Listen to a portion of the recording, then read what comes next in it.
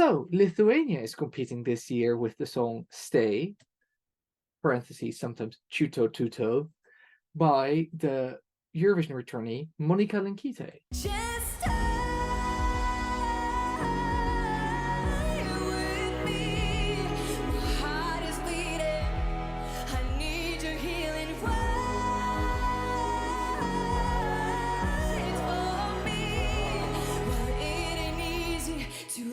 Someone like me.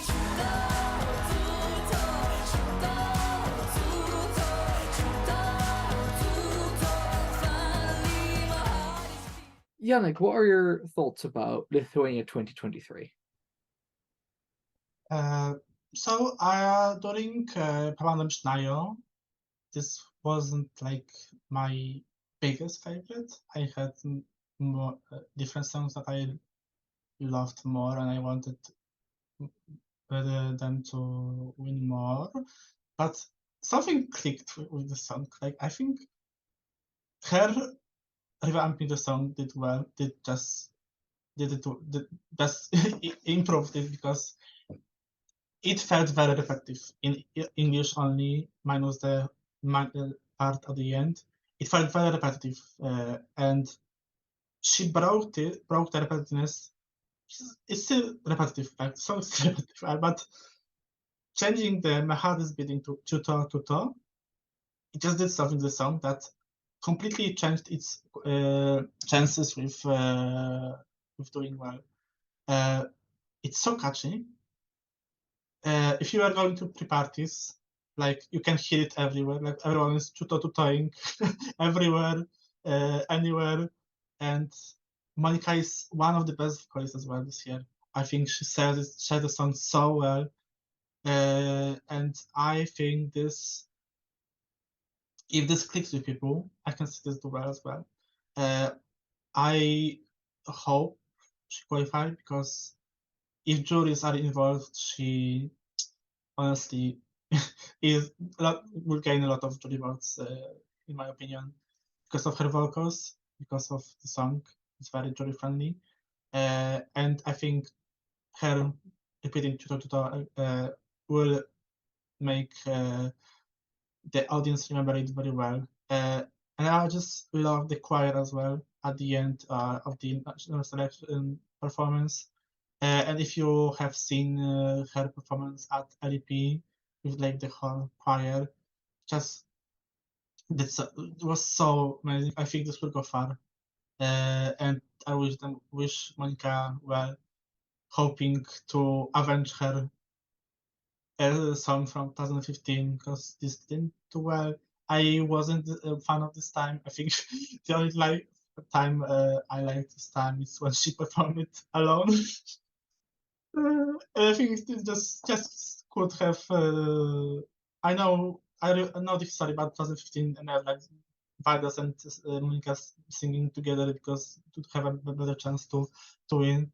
And love that for him. And of course, this time being written by the goddess, the president, Monika Liu as well. So it's going on me a lot, but Stay, I think, could do damage at Eurovision, and I think this could be a safe qualifier, but also I wouldn't be surprised if she doesn't qualify.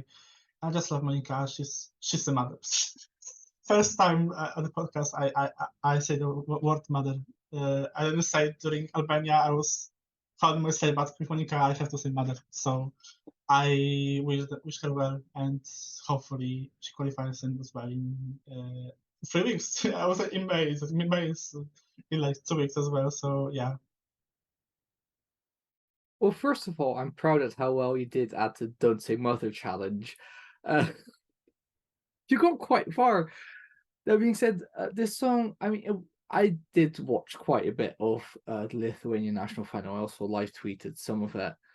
This song, it still hasn't quite connected with me, but it doesn't have to.